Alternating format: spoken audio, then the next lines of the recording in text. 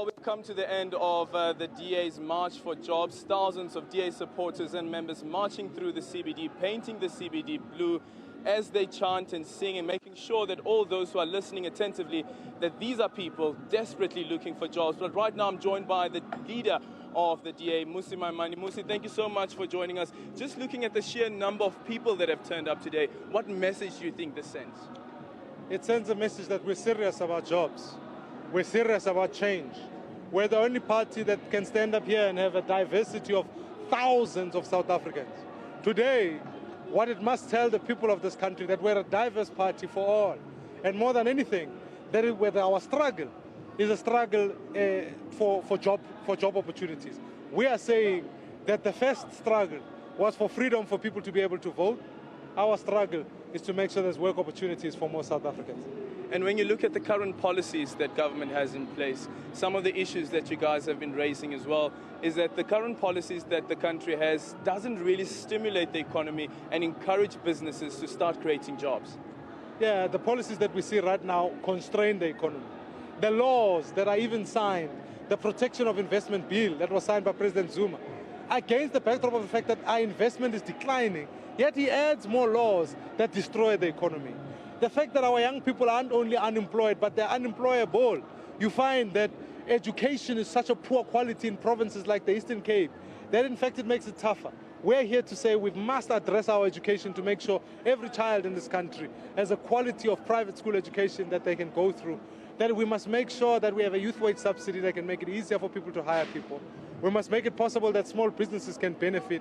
That's by putting micro-enterprise and a venture capital there. We must put transport hubs closer to the poor so that poor can get access to cheaper transport so they can come looking for work.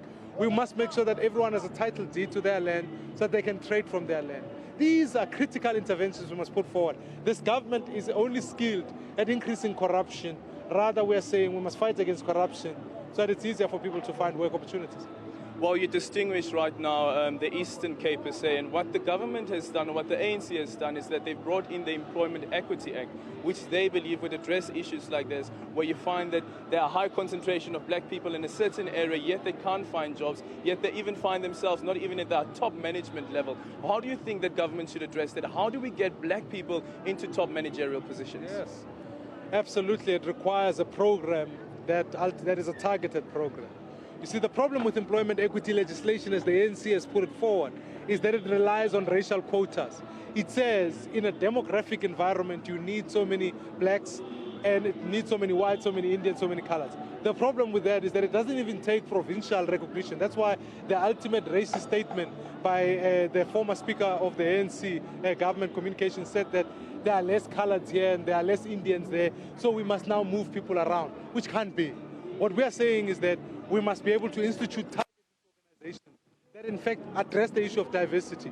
Those targets must address questions of age, gender, race, and then we must be able to monitor the targets, review them periodically, and be able to give incentives to companies to be able to achieve that. But we also further are saying that the diversification of the broad landscape requires that we invest significantly in micro-enterprise so that people can start their own businesses in diverse areas. And more of those areas are coming on board. That's why I'll be launching a fairness document in the next couple of weeks that says how do we put a fair society going forward. I guess this time around, with the municipal elections coming up, we will be hearing the same message from the DA. It's back to you guys in studio.